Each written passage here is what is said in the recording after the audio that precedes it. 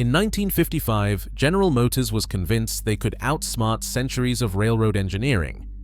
They promised the Aerotrain, a rocket on rails built by slapping widened Greyhound bus bodies onto train wheels, and they bragged it could save American passenger rail. The press cheered, and the public swooned. But the moment it hit real tracks, passengers were flung around so violently it earned a nauseating new nickname, the Vomit Comet. Why did America's boldest company ignore basic physics, and what really happened inside the miracle train that made so many passengers sick? The answer starts with the sales pitch of the jet age dream. June 1955. Chicago's Soldier Field buzzed with the kind of excitement usually reserved for championship games and presidential visits. This time, the main attraction was not a football team or a head of state. It was a train. Not just any train, but a chrome-plated bullet straight out of a science fiction magazine. General Motors called it the Aerotrain, and the hype machine was running at full throttle. The morning kicked off with a press preview that sounded more like a rocket launch than a railroad unveiling. Newsreel announcers boomed about a jet-age miracle. Brochures promised a train that could take America into the future. The Aerotrain, they said, was 100 miles per hour standing still. That line made headlines and stuck in the public's mind. It was all tail fins, wraparound glass, and a nose that looked like it could break the sound barrier. To the crowd, it was the answer to every tired, soot-stained locomotive they had ever seen. By noon, the public poured in. Families posed for photos in front of the full-size mock-up. Kids pressed their faces to the windows, staring at seats that looked straight out of a brand-new Chevy Nomad. The stylists had worked overtime. Everything gleamed from the polished aluminum sides to the Frigidaire appliances in the lounge car. General Motors' presentation ran like a Broadway show, complete with spotlights, model trains zipping around scale tracks, and executives in sharp suits promising a new era for American travel. The crowd ate it up. Reporters scribbled notes about the miracle train. No one asked about how it was built or what was hiding under all that shine. For a moment, the Aerotrain was the future, and General Motors was the company that could do no wrong. The spectacle was pure 1950s optimism, bottled and sold with a chrome finish. General Motors strutted into the Aerotrain project with the swagger of a company that had just conquered the world. Only a few years earlier, their diesel locomotives had finished off the last great steam engines, turning blackened roundhouses into relics. General Motors' electromotive division had made the company the undisputed king of American freight. Executives boasted in internal memos that they had solved the railroad problem, first with diesels, now with design. To them, the only thing left was to bring the same magic to passenger trains. At the top of the pyramid sat Harley Earl, the vice president of styling and the man who put tail fins on Cadillacs. Earl did not just want a train that worked, he wanted a train that looked like it could outrun a jet. He handed the job to Chuck Jordan, a rising star in his 20s, who ran General Motors' special projects team like a car design studio. Jordan's team did not study old Pullman blueprints or consult with railroad engineers. Instead, they pored over sketches of Chevy wagons, bus bodies, and the latest Motorama showpieces. The Aerotrain was conceived in the same design bullpen that dreamed up chrome-laden concept cars, not in the drafting rooms where railroads sweated over axle loads and ride stability. Inside General Motors, the mission was clear: style first, substance later. The company's culture revolved around annual model changes, planned obsolescence, and the belief that a fresh look could fix anything. If it worked for cars, why not trains? Executives saw no reason to question this logic. They instructed Jordan's crew to raid the parts bin, reuse bus frames, slap on the latest automotive interiors, and keep the costs low enough that railroads could just throw out the coaches every few years and buy new ones. Durability was for yesterday's trains. The future, according to General Motors, was disposable and dazzling, and above all, designed by car guys. The arrogance was baked right into the blueprint. The Aerotrain's secret was not hiding under chrome or behind a catchy name. It was right there in the bodywork. Each coach started life as a GMC intercity bus shell, the same hardware that hauled families down Route 66 and shuttled Greyhound passengers across the Midwest. General Motors engineers did not design new railcars from scratch. They took these 40-foot bus bodies, widened them by 18 inches, and dropped them onto a lightweight frame. The result looked futuristic, but the bones were pure highway hardware. Instead of the heavy 4-axle trucks found under traditional passenger cars, the Aerotrain ran on a much simpler setup. Each coach rode on just 2 axles, with a short wheelbase and air bellows suspension borrowed straight from General Motors' bus division.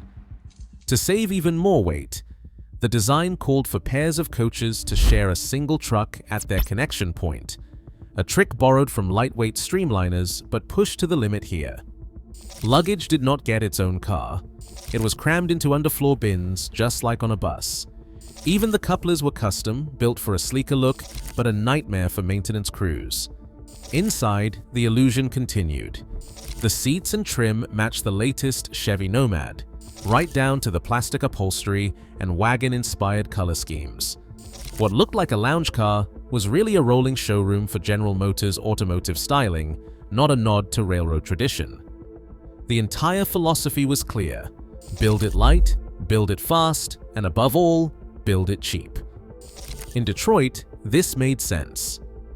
On the rails, it meant stripping out the very thing that made trains stable: mass. The Aerotrain's coaches weighed just 16 tons each, half the heft of conventional railcars.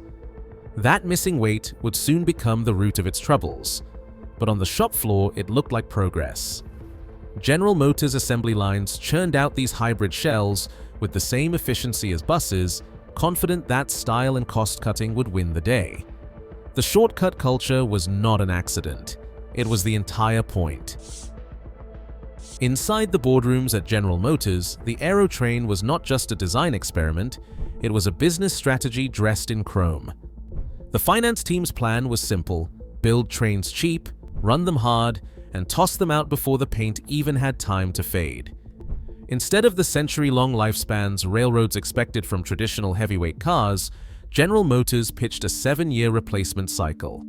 In their eyes, this was progress. Why spend money on repairs and heavy-duty parts when you could just roll out a new set of coaches every few years, like swapping last year's car for the latest model? Cost projections became the project's North Star.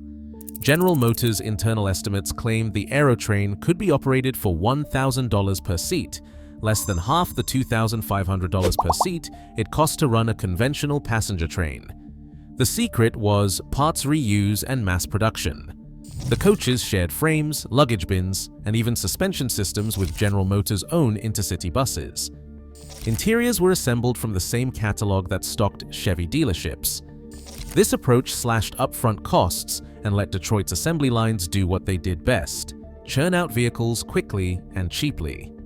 General Motors memos spelled out the logic in black and white.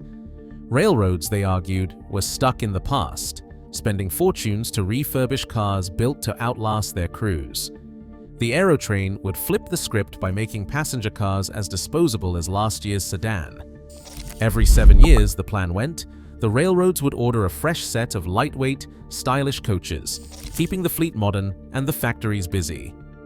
The idea of planned obsolescence, a cornerstone of General Motors' automotive empire, was now being sold as the cure for railroad losses. What the finance strategists did not factor in was physics. On paper, the numbers made sense. On the rails, the shortcuts would soon catch up with them.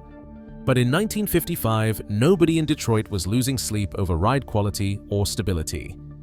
As far as the balance sheets were concerned, the Aerotrain was already a winner. Underneath the Aerotrain's glossy shell, the suspension system was a patchwork of borrowed technology. Each coach rode on a pair of air bellows, rubber airbags lifted straight from General Motors' intercity bus division. The logic seemed simple.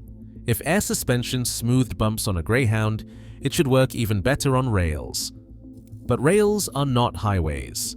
Steel wheels on a rigid track leave no room for forgiveness.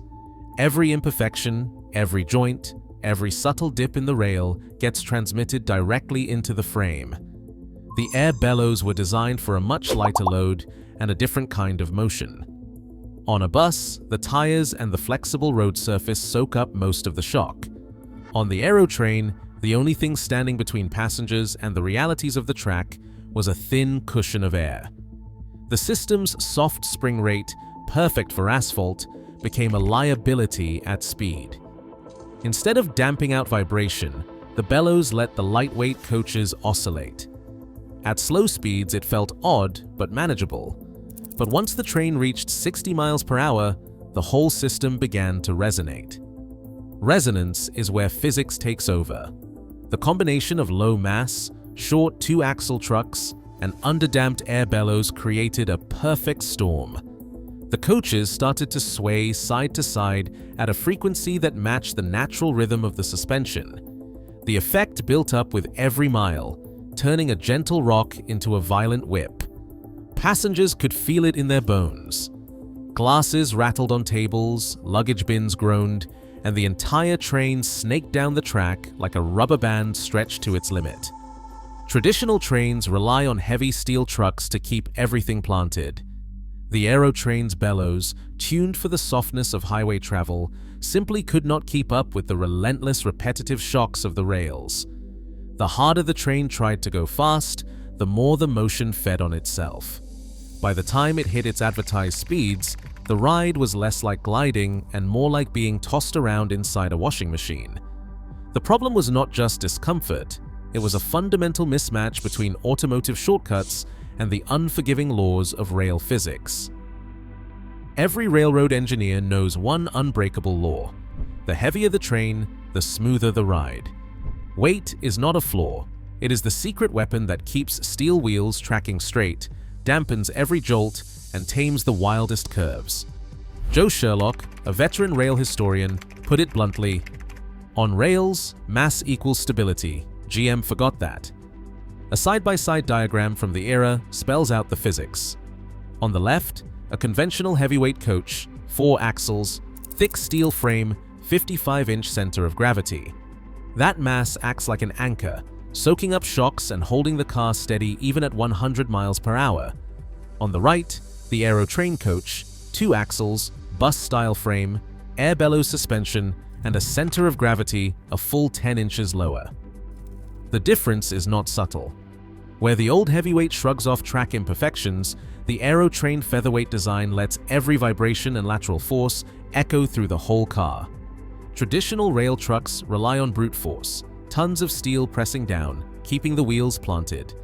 The Aerotrain air bellows, designed for the soft give of highway pavement, had no such advantage.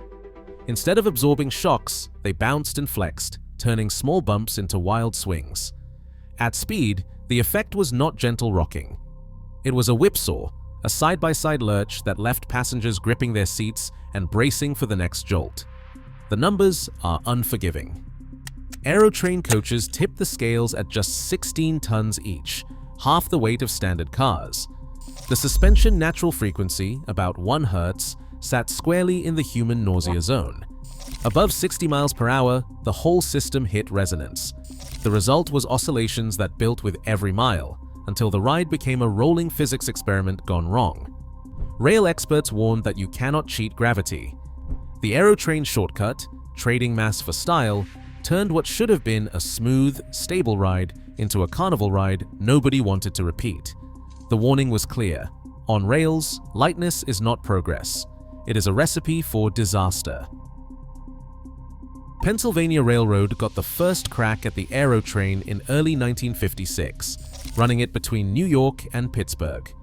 The route was notorious for its sharp curves and uneven track, but General Motors' team promised a smooth ride at high speed. It took less than a day for the complaints to start. Conductors logged reports of passengers turning green as the train whipped violently from side to side. Coffee sloshed out of cups. Luggage bins rattled overhead. One conductor described the motion as like riding a rowboat in a hurricane. Union Pacific Trial was no better. They put the Aerotrain on the Los Angeles to Las Vegas run, hoping the straight desert rails would let it show off its speed. Instead, the 1,200 horsepower engine was underpowered on the slightest grades. On the flats, the cars bounced so hard that passengers staggered down the aisles, clutching seatbacks for balance. Eyewitness logs mention unscheduled stops for queasy riders. The train's futuristic promise dissolved into a rolling sickbay. Within weeks, both railroads were looking for ways to send the Aerotrain back. The ride was so rough that even railroad managers, used to the jostle of old heavyweight cars, wanted nothing to do with it. The dream of a jet-age miracle had turned into a public relations nightmare. The Aerotrain's public humiliation did not end with passenger complaints or railroad grumbling. Once the test runs wrapped up, the press wasted no time sharpening their knives. Headlines that once promised a miracle train now dripped with sarcasm. One trade journal ran the headline, "Passengers call it the Vomit Comet." The nickname stuck, echoing through newspaper columns and late-night jokes. Editorials poked fun at GM's obsession with style over substance, calling the Aerotrain a greyhound on rails with a stomach-churning twist. The railroads, meanwhile, stopped pretending. Pennsylvania Railroad sent a memo to GM's offices, bluntly stating that the train required so much custom maintenance it was not fit for regular service. Union Pacific's feedback was even colder. The Aerotrain could not handle its route, and the ride was making customers sick. Both companies returned the prototypes with little ceremony. In the industry, the move was as public as a slap in the face. GM's internal notes, once filled with confidence, now showed signs of panic. Executives debated whether to fix the suspension or cut their losses, but the damage was done. The Aerotrain had become a punchline, a rolling symbol of what happens when marketing hype collides with the laws of physics. The press had delivered its verdict, and the railroads had made their decision. There was no coming back.